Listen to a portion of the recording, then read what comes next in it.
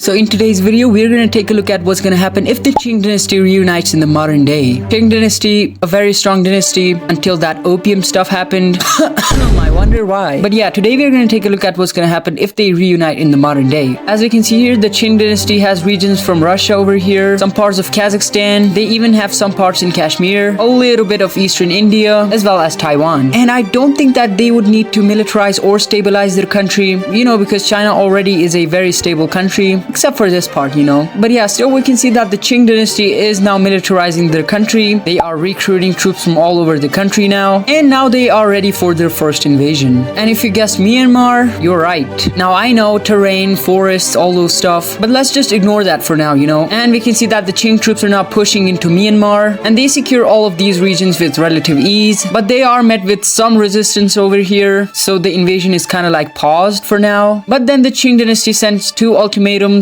both to Laos and Thailand, and basically they were asking for military access, and basically these two guys had no choice but to accept the ultimatum. And now Qing troops are entering Myanmar from the southern parts, and this invasion was very unexpected, so the military of Myanmar is unable to push them back, and eventually the capital city was also taken, which leads to Myanmar's surrender. Later on we can see that all of Myanmar got completely annexed, and now the Qing Dynasty has direct access to the Indian Ocean, which is a huge thing for the Qing Dynasty. But yeah, for now they are done with Southeast Asia and they want to go at war with Bhutan. And we're also going to ignore the treaty that India has with Bhutan. I really can't pronounce it correctly. But the Qing forces immediately take out all of Bhutan, and later on the Qing Dynasty annexes all of Bhutan, but they don't want to invade Nepal. We can see that the Qing Dynasty is now taking all of their troops out of Myanmar, and for some reason they are now deployed on the border with North Korea. And what could this possibly lead to? Yup.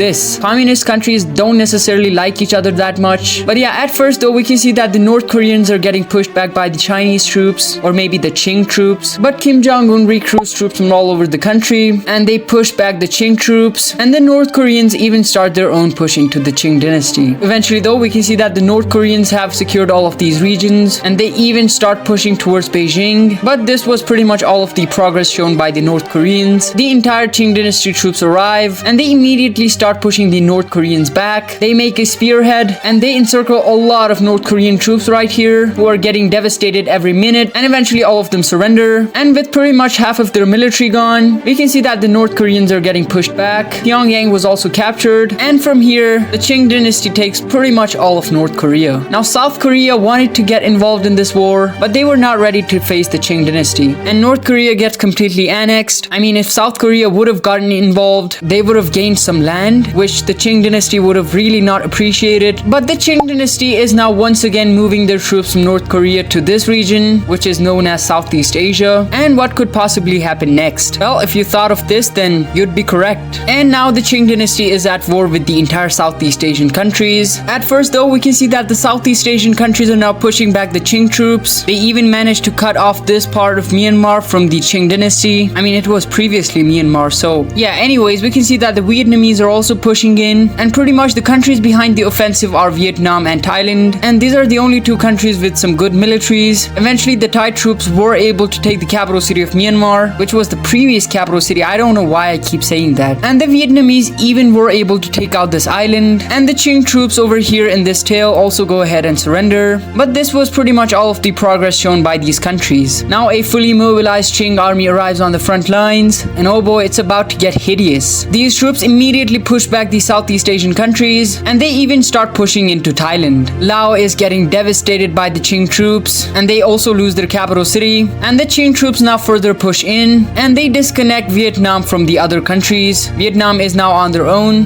The Vietnamese take out the troops from this island, which leads to the retaking of this island. And now the Vietnamese are pushed back all the way to their borders, but they still manage to defend the capital city. This tale of Myanmar is successfully recovered with all of the southern coast of Thailand, and the Qing troops push in, and they were able to take Bangkok, and this leaves Thailand out of this war. Same goes with Laos. We have Cambodia surrendering without a fight, and now pretty much it's Vietnam against the Qing Dynasty. And would they be able to win this war? No, they won't. And with the fall of Hanoi, we can see that the Qing Dynasty has completely dominated in Southeast Asia. And in a peace treaty, we can see that all of the northern parts of Vietnam as well as Laos were completely annexed. Same goes with this tale of Thailand, and the remaining countries are now vassal states. The only country who did not lose any land was Cambodia because of their surrender. And yeah, the Qing dynasty is looking pretty good. And now they are gonna have a naval battle. I mean, mostly it's gonna involve the navy. Also guys, come on, just go ahead and subscribe. But yeah, now we can see that the Qing dynasty has declared war on the Philippines. And we can see that the Qing dynasty has now surrounded the Philippines with their navy, which is far superior than the Philippines navy or the Filipino navy. And yeah, let's zoom in. We can see that the Qing navy has made a successful naval landing, and they eventually were able to make these naval landings, though this one was the strongest, and they pushed down. And unfortunately for the Filipinos, they lost their capital city. This island surrenders, and these troops also push in, and they connect with each other too, and slowly but surely they're taking out all of the Philippines. They also make a naval landing on this island, thus taking it out. And with all of this chaos, we can see that the remaining parts of Philippines just go ahead and surrender. And in a peace treaty, we can see that all of the northern parts of Philippines were completely annexed, with the southern parts being a vassal state. And yeah, this is the Qing dynasty at its peak. So this is also going to be it for today's video. If you enjoyed this video, make sure to subscribe, leave a comment, and tell me what you guys want to see in the future. Once again, thank you so much for 1K subscribers. And yeah, thank you for watching.